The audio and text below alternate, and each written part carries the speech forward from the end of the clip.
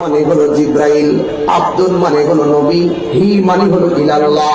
জিব্রাইলের মাধ্যমে তার বন্ধুকে আল্লাহর দিকে নিয়ে গিয়েছেন। What is the difference between Kalim and Habib? Kalimullah কাকে বলে? মুসা নবীর উপাধি হলো কালিমুল্লাহ, আর আমার নবীর উপাধি হলো হাবিবুল্লাহ। কালিমুল্লাহ কাকে বলে?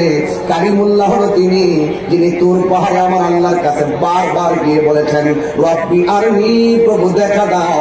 আল্লাহ বলছেন লান তারানি, কখনো দেখতে পারবে না। মাদ্রাসা ছাত্র, কওমি মাদ্রাসা ছাত্র যারা আছেন তারা বুঝবেন, শিক্ষক যারা আছেন তারা বুঝবেন, পাবলিক বুঝবে না, স্কুলের পোলাপানগুলা বুঝতে নাও পারে।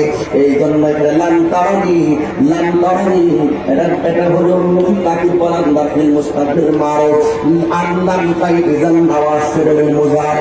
এক যুবক ভাইরা, আল্লাহ বলছেন লান তারানি, ভবিষ্যতে কোনো কাজ না হওয়ার দৃঢ় প্রকাশ করে, এটার নাম হলো ইতাকিল বলান দাখিল মুস্তাকিল মারো।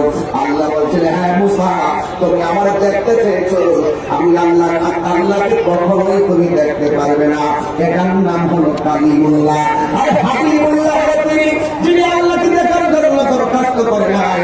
স্বয়ং আবার আল্লাহ হঠাৎ করে রাতের বেলায় জিবরাইল সাল্লামকে পাঠাইছে, জান্নাতের জামাগুলো পড়াইয়া আমার বন্ধু নবীকে আমার দিদারে নিয়ে আসো।